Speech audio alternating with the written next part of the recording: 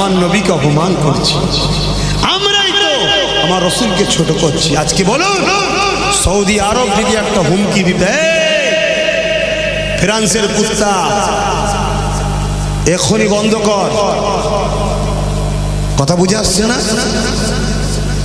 ওর কথা বলার সাহস ছিল, কিন্তু দেখা যাচ্ছে আমরাই ওদেরকে তেল দিই, আমরাই ওদেরকে সোনা দিই, আমরাই ওদেরকে মর্যাদা দিই। এক কথা বুঝছে?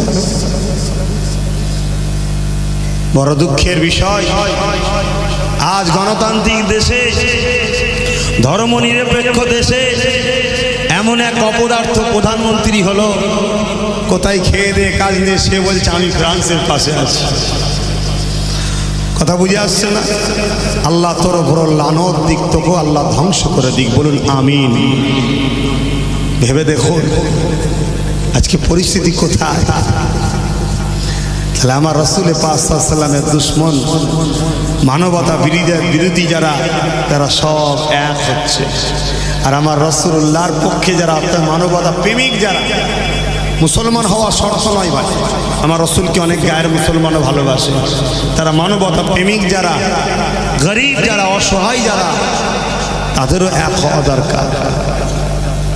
কিন্তু সবচেয়ে বড় দুঃখ এটা, যারা মুসলিম দাবি করে আমরাই তো ধোঁকাবাজ হয়ে গেছি, আমরাই তো লোভী হয়ে গেছি, আমরাই তো প্রতারণাকারী হয়ে গেছি। তাই তো আজকে এই দুর্দশা হচ্ছে। না হয় এত বড় কাজ, এত বড় অন্যায় করার সাহস পাই কি? এই বাংলাতে অনেক সময় বই লেখা হয়েছিল, সেই বইয়ে তো হুজুর পাক সাল্লাল্লাহু আলাইহি ওয়াসাল্লামের ছবিও দেওয়া হয়েছিল এই বাংলায়। পরে আন্দোলন করেছিল, বন্ধ হয়েছে ঠিকই, কিন্তু আবার 20 বছর পরে আবার দেখবেন দেবে, আবার আন্দোলন করুন, আবার বন্ধ করে দেবে। কিন্তু এইভাবে বারবার দিয়ে আমাদের ঘরে কমজোর করা হচ্ছে। আমার বক্তব্য হচ্ছে, আমাদের ঘরে পাওয়ার তৈরি করতে হবে, একবার উপযুক্ত শিক্ষা দেব, যুগ যুগ যুগ যুগ ধরে জালিমরা কোনোদিন যেন আর এই সাহসটা না পায়। মরার সময় কমসে কম জালিম তার ছেলের কানে বলে যেন যে যাই করিস নাই করিস, মোহাম্মদকে নিয়ে বিয়াদবি করতে যাবি নি, বাপের নাম বলি যাবি। এটা দেওয়া দরকার আছে না? কে দেবে, কে করবে? আপনারা তো 500 টাকার খদ্দের, আপনারা তো 500 টাকায় বিক্রি হন। এক বোতল মদ, 2 কেজি চাল, খারাপ দিচ্ছে হয়েছেন না হননি বলেন? অতএব যদি মনে হয় ভুল করেছি, আব্বাস সিদ্দিকীর কথা শুনে মনে হচ্ছে সত্যি অন্যায় করেছি, যা হয়েছে হয়েছে, এখনো সময় আছে, পরিবর্তন হবে। আপনাদের নাম নিশানা মিটিয়ে ফেলবে। তবে এই ব্রিটিশ পিরিয়ড যখন ছিল ভারতে, রঙ্গে রসুল নামে একটা বই বাই করেছিল ব্রিটিশরা, একজন ওই পিরিয়ডে। সেই বইয়েতে আমার নবীর ছবি দিয়েছিল। আরে যার ছবি, ক্যামেরা তো দূরের কথা, আকাশে সূর্যের ক্ষমতা ছিল না যার ছবিকে তোলা। দেখবেন কোনো জায়গাতে আলো পড়লে একটা তার প্রতিচ্ছবি হয়, ঠিক না বেটা? কেন? আলোর থেকে তার ক্ষমতাটা কম, তাই। কিন্তু আমার রাসূলুল্লাহর গায়ে লাগলে প্রতিচ্ছবি হতো না, কেন? রাসূলের দূর থেকেই তো সূর্য হয়েছে, জোরে বলুন সুবহানাল্লাহ।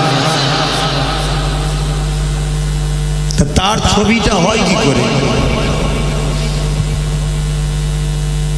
কিন্তু বারবার সেই রাসূল পাক সাল্লাল্লাহু আলাইহি ওয়াসাল্লামকে অ্যাটাক। কিন্তু আমরা কখনো না খ্রিস্টান ধর্মে আঘাত দিয়েছি, না হিন্দু ধর্মে আঘাত দিচ্ছি, না কোনো ধর্মে আমরা আঘাত দিই। কেন দেননি? ক্ষমতা নেই নাকি? কেন আঘাত দেননি? আমার নেতা আমাকে মানুষ বানিয়ে দিয়ে গেছে। আমার নেতা বলেছে তুমি কারো ধর্মে আঘাত দিও না, তাদের মনে কষ্ট লাগবে, কাউকে কষ্ট দিও না। বলুন সুবহানাল্লাহ। কিন্তু এইরকম কিছু দুপায়ে পশু আছে, তারা বারবার আমার রাসূলকে আঘাত দেয়। আর দুঃখের বিষয়, আমরা উপযুক্ত জবাবও দিতে পারি না। আল্লাহ নবী চলে যাওয়ার পরে সর্বপ্রথম রাসূলুল্লাহকে আঘাত দিয়েছিল যার নাম হচ্ছে মুসাইলামাতুল কাজ্জাব। সে অবৈধ সন্তানকে কিভাবে সিদ্দিক আকবর জবাব দিয়েছিল জানেন? মদিনার নববী শরীফে হযরত সিদ্দিক আকবর তখন খলিফা বসলেন, মিটিং ডাকলেন। 10,000 যুবক সাহাবা হাজির হলো। হযরত আবু বকর সিদ্দিক সবাইকে জিজ্ঞেস করতে লাগলো যে এইভাবে মুসাইলামাতুল কাজ্জাব আমার রাসূলুল্লাহ সানে গুস্তাখি করছে। 10,000 যুবক সাহাবী আল্লাহু আকবার বলে আওয়াজ দিয়ে উঠলো।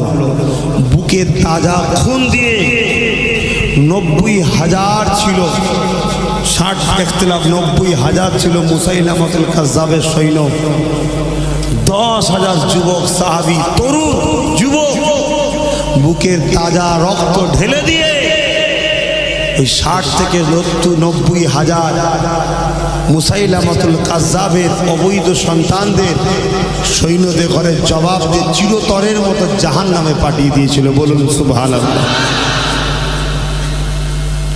এই যে ব্রিটিশ পিরিয়ডের কথা বলছিলাম, হযরত মুহাম্মদ সাল্লাল্লাহু আলাইহি ওয়াসাল্লামের শানে কিতাব লিখেছিল, বই তৈরি করেছিল, সেখানে ফটো দিয়েছিল। ইন্দোনেশিয়ার দুটো যুবক ছেলে, আমার ভারতের না, তারা সেখানে বইটা পেয়ে আস্তে আস্তে আস্তে এসে সেই মালাউন, সেই অবৈধ সন্তানকে চিরতরের মতো জাহান্নামে পাঠিয়ে দিল। বলুন আল্লাহু আকবার। ব্রিটিশ পিরিয়ড, দুজন যুবককে ধরে ফেললো, বিচার হবে। মেটিয়াপুরে আজ থেকে ধনী নয়, অনেক আগে থেকে ধনী। ওখানকার লোকেরা সব তৎকালীন সময় ধনীরা উকিলের সঙ্গে, জজের সঙ্গে সেটিং করছে ছেলে দুটোকে যদি বাঁচানো যায়। একদিকে ছেলে দুটো রাখবো, একদিকে টাকার নোট দেবো, এত টাকা দেবো, শুধু ছেলে দুটোকে জামিন করে দিতে হবে। সেটিং হয়ে গেল। শুধু বললো ছেলে দুটো দাঁড়িয়ে একবার বলবে যে আমরা মারিনি, কেস কীভাবে ঘোরাতে ঘুরিয়ে দেওয়া হবে, কালকে কোর্টে তোলা হবে। আজকে রাত্রিরে ছেলে দুটোকে বোঝানো হচ্ছে জেলের মধ্যে যে তুমি শুধু যে বলবে মারিনি। ছেলে দুটো আফসোস করে বলছে হিন্দুস্তানে তো কোনো মায়ের লাল ছিল না রাসূলের দুশ্মনকে মিটাবার, আজ আমরা মিটিয়েছি, বেশ করেছি। গর্বের সাথে যে উঠে দাঁড়িয়ে বলবো 100 বার মেরেছি। কেন? আমরা কোনো মানুষকে মারিনি, একটা দুপায়ে পশুকে মেরেছি। আজকে সেই জায়গায় তাদেরকে পরের দিন দাঁড় করানো হলো, সমস্ত মানুষের চোখে পানি। কিন্তু সকলে যখন উঠেছে, তাদের মধ্যে দুজনে মিলে দাঁড়িয়েছে এই কি বলে কাঠগড়ায়।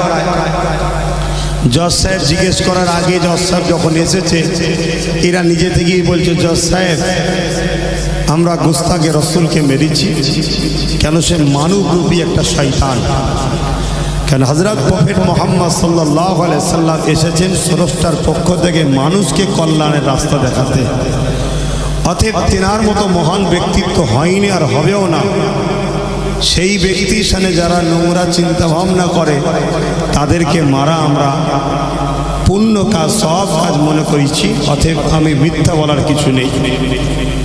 অর্ডার হয়ে গেল ফাঁসির অর্ডার হয়ে গেছে। ফাঁসি যখন দেওয়া হবে, নিয়ে যাওয়া হচ্ছে, দুজনের মধ্যে তাড়াহুড়ো হচ্ছে। বলছে আমাকে আগে দাও, বলছে আমায় আগে দাও। জিজ্ঞাসা করছে যে তোমরা এরকম করছো কেন?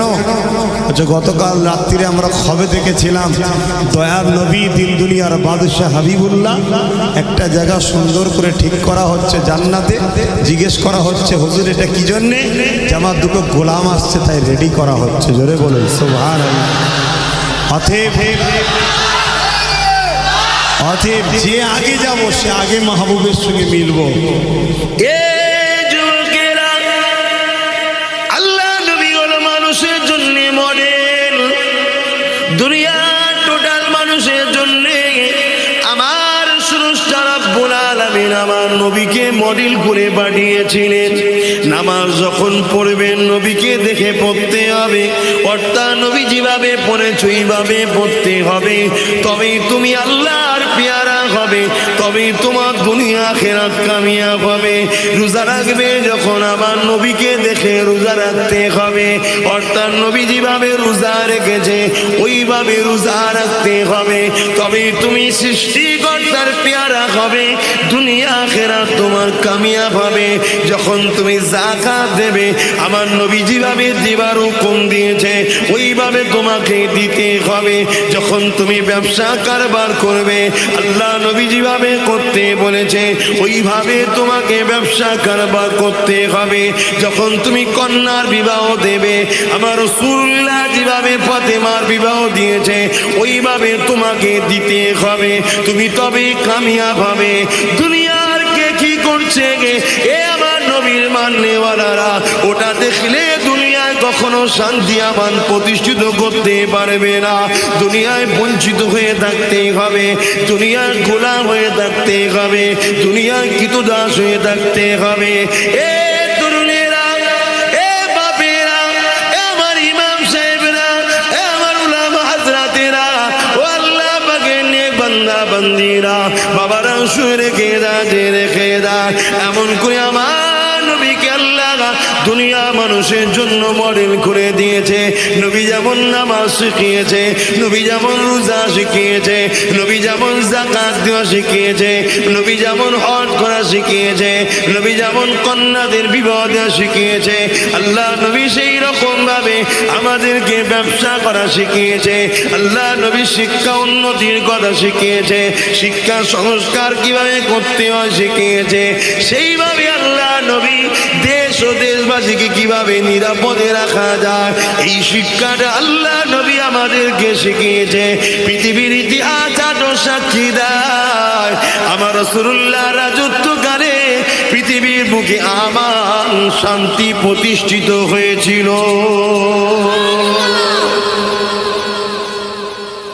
আর এমন একটা সময় যে সময়ে ছেলেরা নিজের মাকে হত্যা করত, নবীর রাজত্বকালে এই হত্যা বন্ধ হয়েছে। যে সময়ে বাপ মেয়েকে জ্যান্ত পুঁতে দিত, নবীর কাজে, নবীর কাজকর্মে, নবীর শিক্ষায় এই দাফন করা পুঁতে দেওয়াটা বন্ধ হয়েছিল। যে সময়ে গরিবদের কোনো অধিকার ছিল না, কৃতদাস বানিয়ে রেখেছিল, আল্লাহ রসুল দিন দুনিয়ার বাদশাহ হাবিবুল্লাহ রাজত্বকালে এই কৃতদাস প্রথাটা বন্ধ হয়েছিল। জোরে বলুন সুবহানাল্লাহ।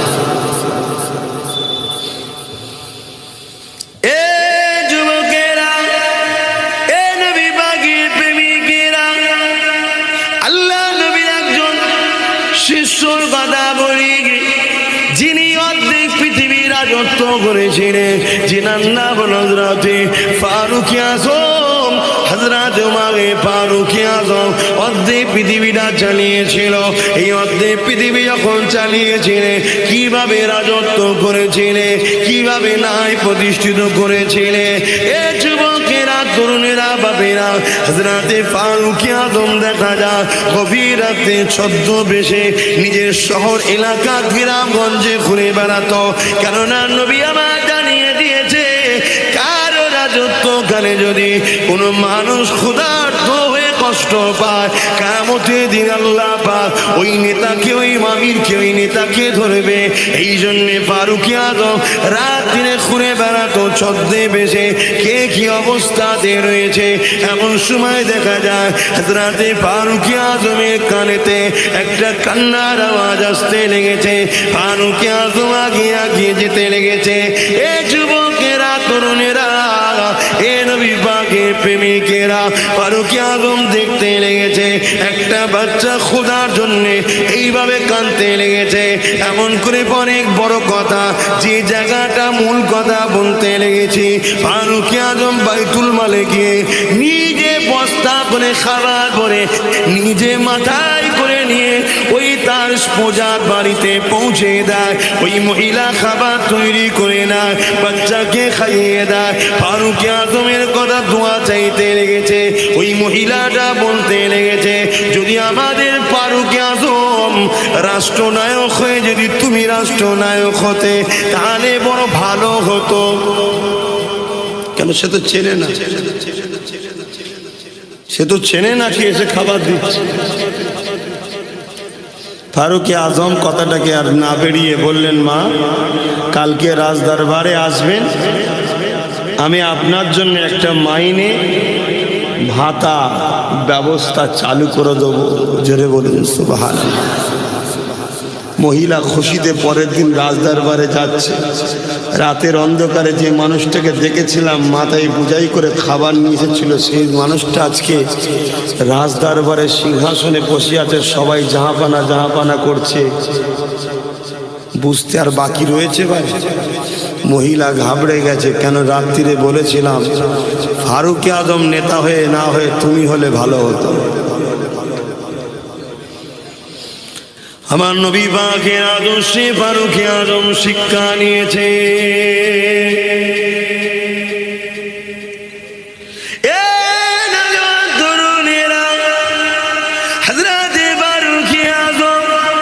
হুজুর আমার এই মহিলাকে দেখে বড় আদবের সঙ্গে, বড় মহব্বতের সঙ্গে, বড় স্নেহ ভালোবাসার সাথে ওই মহিলার সঙ্গে কথা বলেছিলেন, মা আমি রাজত্ব চালাই, আমি ফারুক আজম কাল রাত্রিরে তোমার বাড়িতে গিয়েছিলাম। মা বিভিন্ন কাজে ব্যস্ততা থাকার দরুন মা তোমার কাছে সময় মতো হয়তো পৌঁছাতে দেরি হয়েছে। মা আমাকে ক্ষমা নজরে দেখো মা, কেননা নবী পাক জানিয়ে দিয়েছে যে নেতৃত্ব দেবে, জনপ্রতিনিধি হবে, যে রাজত্ব চালাবে, তার প্রজাদের দেখাশোনায় যদি কোনো গাফলতি হয় আল্লাহর কাছে জবাবটা দিতে হবে। মারে আমি এই দায়িত্ব পেয়েছি, আমার এই বুঝাটা বড় বুঝা। মা যদি কোনো ভুল হয়ে যায় মা ক্ষমা নজরে দেখবে। মা আমি আজ থেকে তোমাকে রাজকোষ থেকে মাইনে চালু করে দিলাম। মা প্রতিটা মাসে মাসে মাসে মাসে তোমার বাড়ি খাবার প্রয়োজনীয় জিনিসটা পৌঁছে যাবে।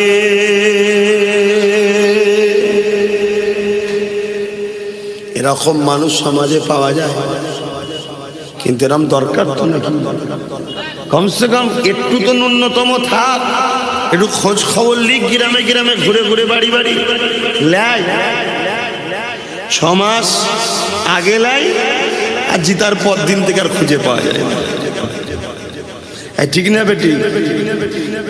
আপনারা যদি আমার উপরে বিশ্বাস ভালোবাসা রাখতে পারেন, খানদানে রসুল হিসাবে বলে যাচ্ছি, আমি যে কাজ করছি যে কোনো বিপদে, যে কোনো সমস্যায় আপনাদের পাশে আব্বাস সিদ্দিকীকে পাবেন। আর আব্বাস সিদ্দিকী যদি বলবে তার দিকে যদি তাকান, তাকেও পাশে পাবেন, যদি বিশ্বাসটা থাকে। আর না হয় বাপ আমি আমার দায়িত্ব পালন করে যাচ্ছি, বাকি বুঝা পড়া কিয়ামতের দিন আপনি আপনার স্রষ্টার কাছে দেবেন। আমি কি হিসাব নিবার? আমি তো হিসাব নিবার কেউ না। যুবকেরা আরো একটা বান্দার নাম বলি। একদিন দেখা যায় বিশাল তুফান হতে লেগেছে, এত তুফান হতে লেগেছে, ঝড় পানি হতে লেগেছে, মানুষ ঘর থেকে বেরোতে পারছে না। এমন সময় দেখা যায় আল্লাহ পাকের বান্দা রাজকোষ থেকে খাবার ভর্তি করে বস্তা করে নিয়ে এমন করে বেরোতে লেগেছে, সাথে সঙ্গী বলতে লেগেছে, এ আল্লাহ পাকের বান্দা, এ আমার দেশের রাষ্ট্রনায়ক আপনি কোথায়? এই খাবার এই বিপদের সময় ঝড় তুফানে নিয়ে বেরোতে লেগেছে, যেখানে মানুষ বেরোতে পারছে না, কোথায় আপনি যেতে লেগেছে? ওই সময় আল্লাহ পাকের বান্দা বলেছিলেন, এ আল্লাহ পাকের বান্দা রে, যেখানে মানুষ বেরোতে পারে না ঝড় তুফানেতে, তাহলে নিশ্চয়ই আল্লাহ সৃষ্টি মখলুক জীবজন্তু কোনো বেরোতে পারে না। তাই আমি খাবার গুলো কিনে আমার সাধ্য মতো প্রতিটা গুহার মুখে মুখে মুখে মুখে দিয়ে দেবো, যাতে করে গুহায় আটকে থাকা আল্লাহ পাকের সৃষ্টিগুলো এই খাবারগুলোকে খেয়ে জীবন ধারণ করতে পারে। এই যুবকেরা, আব্বারা, তরুণেরা, ইনি কে ছিলেন? ইনি অন্য কেউ নয় গো, জিনার নাম আগেই বলেছিলাম, আমিরুল মুমিনিন খলিফাতুল মুসলিমিন হযরত ওমর ফারুক রাদিয়াল্লাহু তাআলা আনহুর রাজত্বকালেতে একদিন এই ঝড় তুফানটা হয়েছিল। হুজুর আমাদের খাবারকে নিয়ে যে জীবজন্তুর জন্য চিন্তা করে গুহার মুখে মুখে খাবার দিয়ে আসে। এ ফারুকে আজম, এত মানবতা, এত দয়া, এত ইনসানিয়াত আপনি কোথা থেকে শিখলেন? এইরকম রাজত্ব নেতা আপনি কার কাছে হলে? ফারুকে আজম বলেছিলেন, আব্দুল্লাহ লাল আমিনা দুলালের কদমে গিয়ে শিখেছি।